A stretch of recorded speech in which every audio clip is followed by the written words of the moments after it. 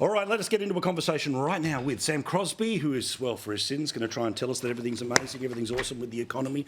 Joe Biden's amazing. And Steve Price. Well, thank you, Steve. He has classed it up from last week's performance, but I didn't want to shame you out of being comfortable, because the man cave is meant to be a comfortable place. Our colleague here at Sky, I apologise. So, what about today? The person who's now been handpicked to be the next Productivity Commissioner is somebody who believes in death taxes. Sorry, estate taxes. Sorry, inheritance taxes.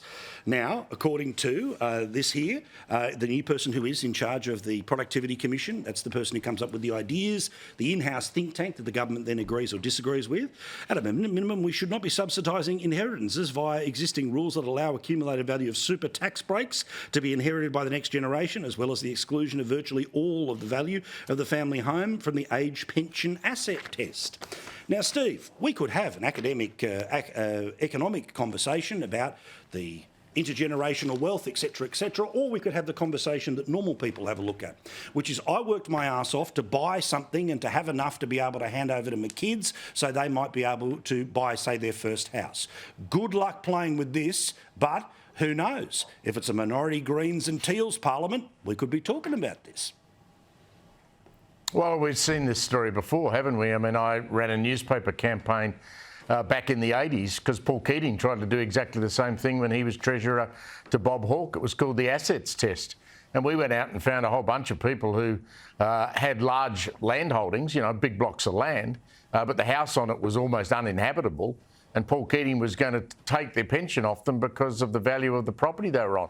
And what we've got to remind everybody, and I know Sam's going to probably try and defend this idea, what we've got to remind people of is that if you're living off what you've saved through compulsory superannuation and working hard, you're not relying on government handouts. And I tell you what I'm going to do when I get toward the end of my retirement. I have 2 children. Sad news for them tonight if they're watching.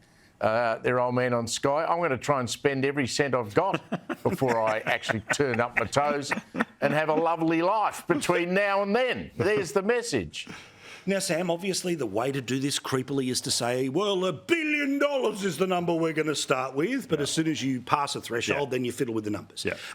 Again, Productivity Commission, this person's been handpicked by the Treasurer to be the person who comes up with ideas. Does he agree with every idea that she's ever going to have? No. Sure. However, by putting her in a position to start floating ideas, it's an indication of some of the conversations that he'd be more than happy for us to start. I disagree entirely. How does Labor make it absolutely dead clear we will never do it? In a minority government, we will never do it, and I'd resign if I got asked. No, I disagree entirely that this is some sort of a Trojan horse so that we can have this debate, right? Danielle is a brilliant economist. But she is a very classical economist. And all the, absolute classical, as you said, the textbook economists will all come and say, this is a really good idea and we should look at this. Any regular person, I dare say anyone with children will look at this and say, not now, not how, not ever. I could not imagine that you would get a single mover in the lower house, let alone a seconder in the lower house, because they've got constituents, right? Teals?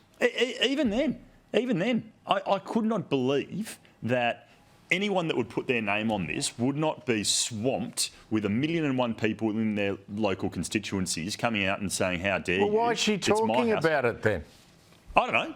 I wouldn't have a clue.